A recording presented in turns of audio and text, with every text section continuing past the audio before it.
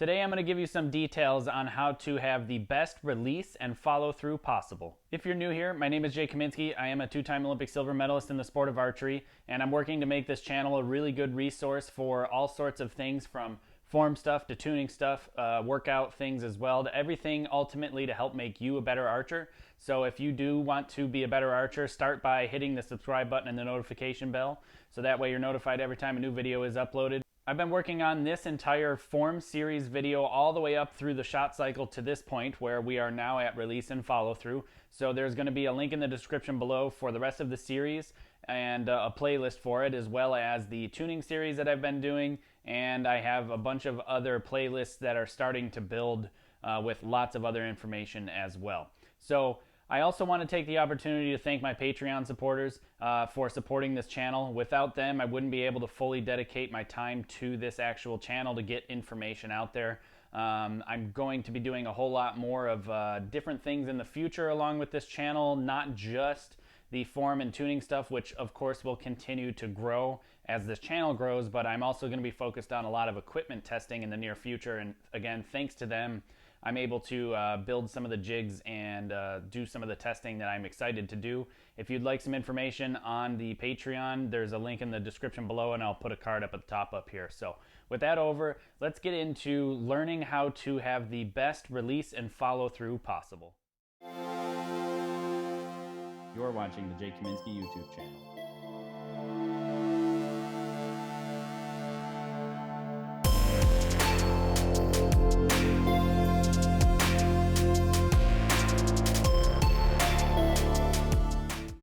So there's been a few things that I've already somewhat covered within release and follow through that is extremely important.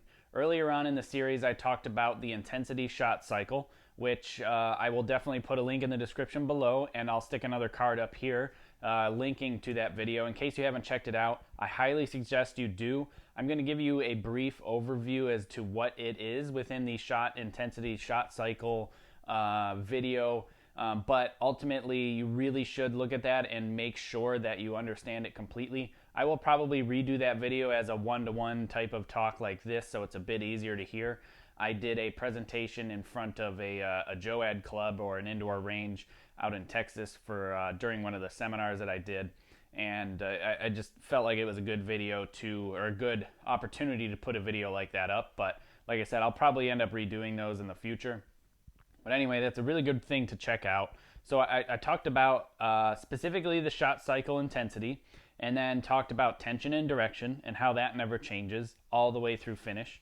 I've said that many times, as well as many times I've said that everything that we do within this method, the Coach Lee's method, the NTS, the best method, the KSL shot cycle, whatever you want to call it or whatever it's called near you, the whole point of that is to continue the same motion throughout the entire shot cycle. So that way you keep the momentum going essentially, and then your direction of tension is not changed throughout the entire shot.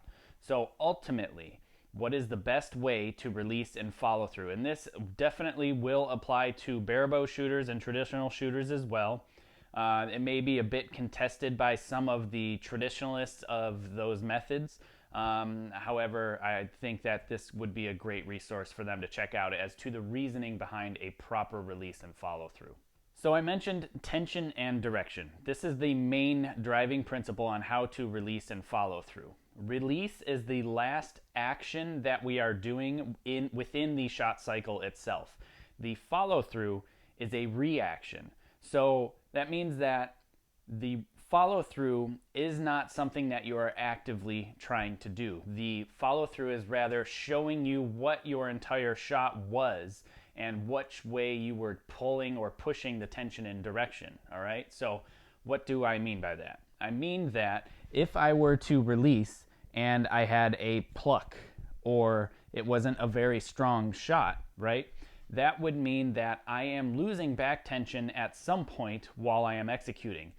Chances are it's right when the clicker is clicking or when I'm trying to release the string. That's when I'm losing the tension in my back because I'm changing the direction of the tension as I'm releasing. So instead of like a plucking collapse would be my tension is coming back and around, but then as soon as the clicker clicks and I let go, I change my direction forward, right? The same thing can also be said with a static release. So I've seen a lot of barebow shooters, when they shoot, they stay still when they let go. I've asked them why they do that, and they said that it's because they are trying to not disturb the release as much as possible. But I hate to break it to you that you absolutely are, especially under pressure, because for you to relax the tension as you're letting go within the bow arm at the exact same time that you're letting go, it's not happening at the same time every single time. So that means it's going to be changing your impact point on the target. So the whole idea is to maintain your tension and direction, and imagine somebody like cutting the string, cutting your bowstring while you're at full draw. So say if I was shooting 40 pounds, we'll say I'm pulling 40 pounds of draw weight, right? So I have 40 pounds of tension coming back and hinging around and behind me. I'm using back tension and angular motion optimally. But as I'm increasing that pressure, if somebody were to just cut the string, my tension would keep going and it would maintain, and my hand would pop backwards because I'm maintaining that tension, right? And if I'm keeping the direction the same, it is also going to just continue going. So what I see a lot of people do is they either have a soft release, a static release, a pluck, or a collapse, and all of those, every single one of those has to do with losing the tension that you have built up while you are at full draw and while you are expanding. So if you continue to add that pressure as you're coming through the clicker and you just let the string almost cut through your fingers as you're releasing, that would be optimal. Question of the day, seeing how we're almost to the end of the KSL shot cycle, is there anything that you would like me to recover or expand upon, or any detail that didn't quite hit home that I was explaining? Comment in the description below. I'll pin a comment at the top that I put up there for you guys to ask your questions, so that way I can do another video or two expanding on the questions that you had specifically for the KSL shot cycle, the NTS, or the best method.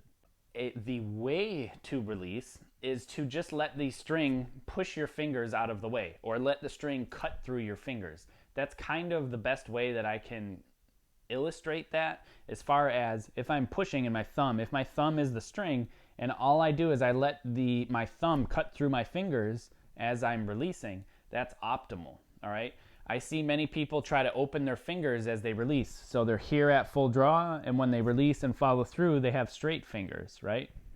That's also a very common thing. However, that's absolutely unnecessary, because if you were to watch their fingers under a high-speed camera, they would be flexing and holding 40 pounds of tension or more on their fingers, depending on how much bow weight, of course. I'm just using 40 pounds as an example. So they have more than 40 pounds of curl on their fingers, right? But as soon as they approach 40 pounds, which is equal to the string, and then slowly lessening towards 40 pounds, the string is going to push your fingers out of the way, and then your fingers will curl back up because you haven't fully opened your hand yet. You haven't relaxed your flexors enough yet, or fired your extensors. It's physically impossible for a human being to open their fingers and then the string goes by. It's impossible. There's no way you can do it. It's just mechanically impossible with a human body. Your fingers are starting to relax, the string pushes your fingers out of the way, and then there's still tension on your fingers, and then they open up. So in slow motion, this happens where the string pushes out of the way, your fingers curl, and then they open back up again. So if that's happening, why even try to open your fingers at all? To me, and way in the beginning of this form series, I talk specifically about be as lazy as possible. You want to exert the least amount of energy that you possibly can without doing unnecessary movements or having unnecessary tension. So even just opening your fingers like that is sending a signal from your brain to your muscles to change something as the release is happening, which again is changing your tension and direction. Not ideal. Keep your fingers curled and just let the string cut through your fingers when you are releasing. Now during the hook position within set, I specifically talked about squeezing your finger spacer. Again, I'll put a card at the top, a link to that video. You should definitely check that one out. So you should be squeezing your finger spacer as you go to hook your fingers on the string. And then I specifically said, keep squeezing your finger spacer all the way through release and follow through. So that's another quick little thing to think of. You have to maintain the squeeze of your finger spacer through release. Ideally, you should try to almost release without even having straps on your tab, and the tab should remain in your hand because you're squeezing that finger spacer through release. So there's really not a whole lot to the actual action of release other than don't change anything within your hand. Just let the string cut through your fingers or push your fingers out of the way. You don't want to change anything else within the actual release hand. Now, the follow through, like I said, is more of that reaction, not an action. So it needs to be fluid. You should not change it. During the intensity shot cycle, I said that as you are adding intensity or adding pressure or adding back tension or movement to get through the clicker, you are continually slowly building intensity or pressure against the bowstring to set the clicker off.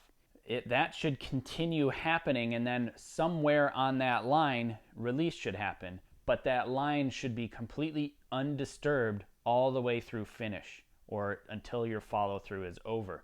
Do not, as you release, spike your intensity or change your tension as you release, because the shot does not end when the clicker clicks. The shot does not end when you release. The shot ends when you finish the shot, and the shot ends at the end of follow through, not here.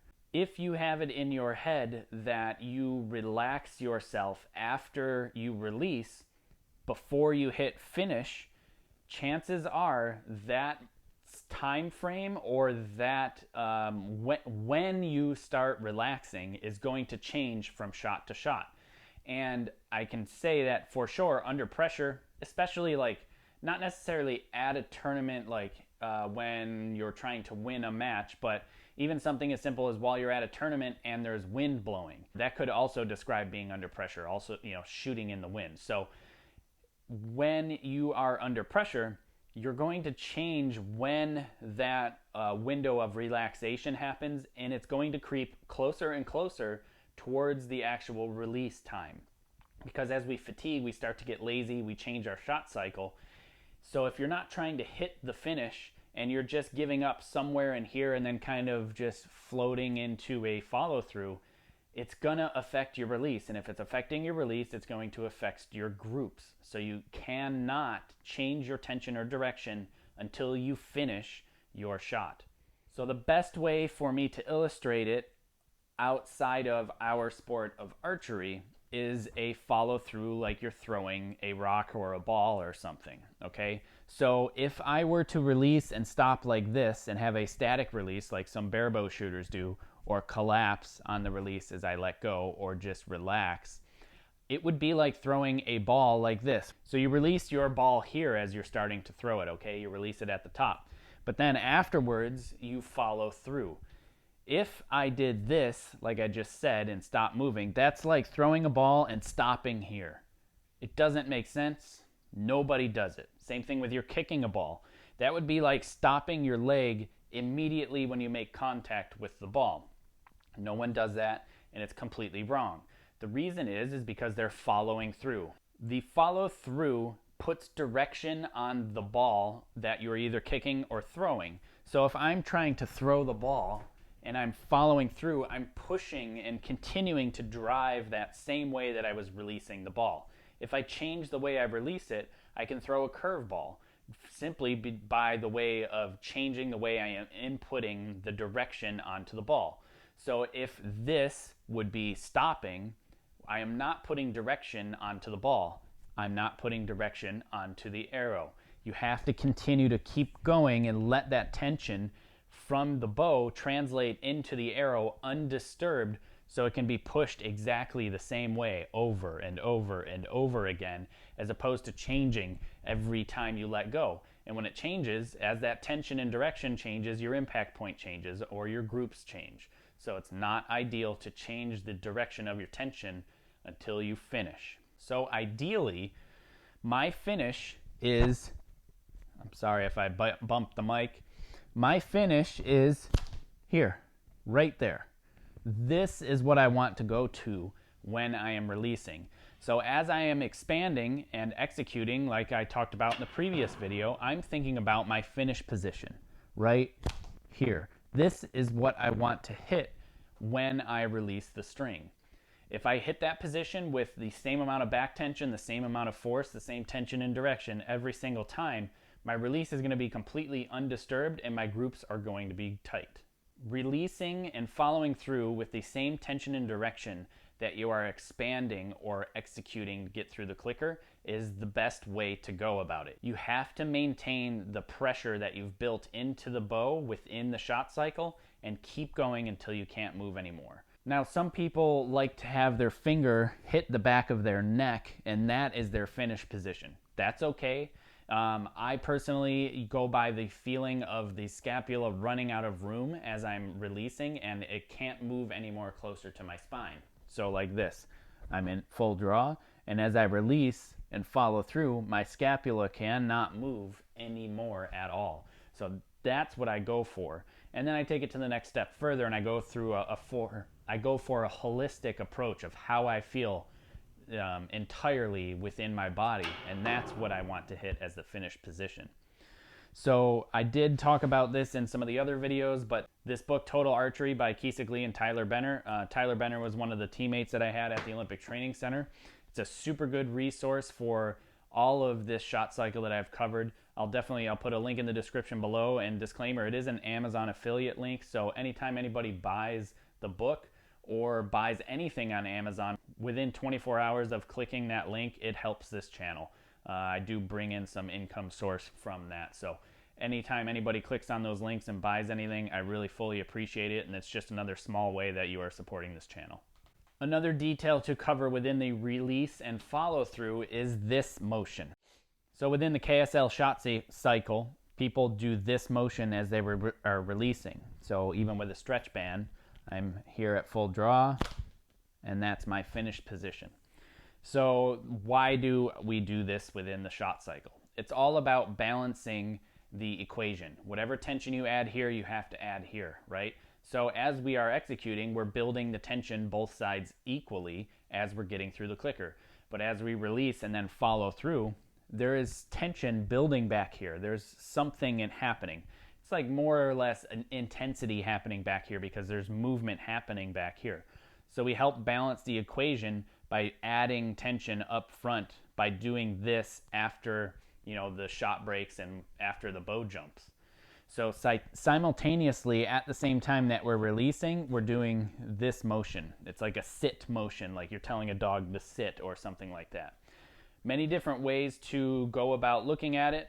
If I have the correct position while I'm at full draw, the way I go from here to the downward motion is I'd take my index finger and I just point straight down.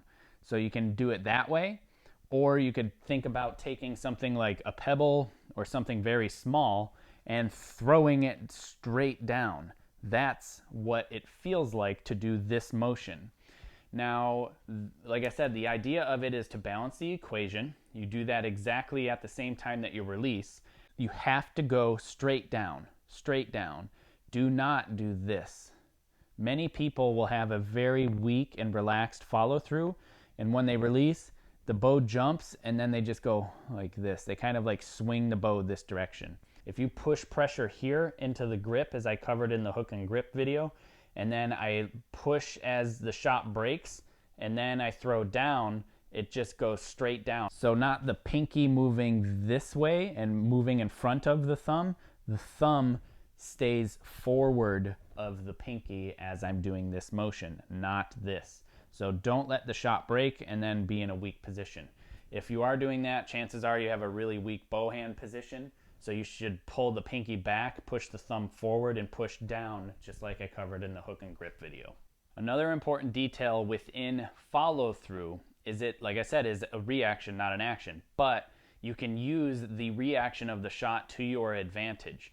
So always at the end of a shot, you should have a reflect phase, a phase where you reflect on the shot and you analyze it to see how it went to make changes on the next shot to make it better or more optimal. So if you're releasing and you have a motion that you rock backwards when the shot breaks like this, that's telling you that you're pulling more than you're pushing. Your equation isn't balanced. So if I'm balanced and my head doesn't move at all when I release, like this, that means my equation's balanced. I'm not only pulling or only pushing. Obviously, this would be bad too, just like this is also bad. You really should optimally not see any movement when you're following through. The motion that your elbow makes when you're following through is also fairly important. As you're at full draw, you should try to imagine a swing plane. So if anybody's like watched golf, they track the club head and they put a plane around the actual golfer to show you the direction that their club is moving as they're swinging. Think about that as an archer as well, where the center of the disc is on my spine and the elbow and shoulder are within the plane of the swing plane of archery. So as I release, I should keep my elbow on that plane and my elbow should follow the line of my arm. You don't want to have something like this. You don't want to have a downward motion because chances are you're pulling and expanding through the clicker that way instead of expanding and pulling through the clicker that way. So another thing that people will do is that their first initial movement will break down and then they compensate by doing that.